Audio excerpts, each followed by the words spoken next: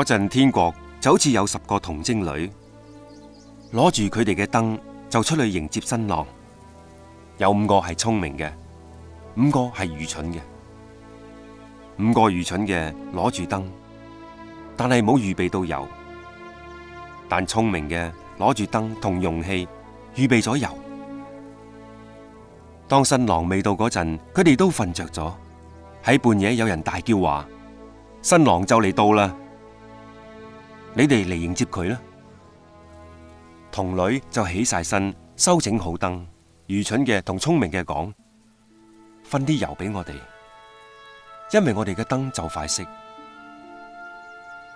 但聰明嘅就回答：唔可以，因為油唔夠你同我一齊用，不如你哋去賣油嘅人嗰度再買啦。佢哋買油嗰陣，新郎就嚟到，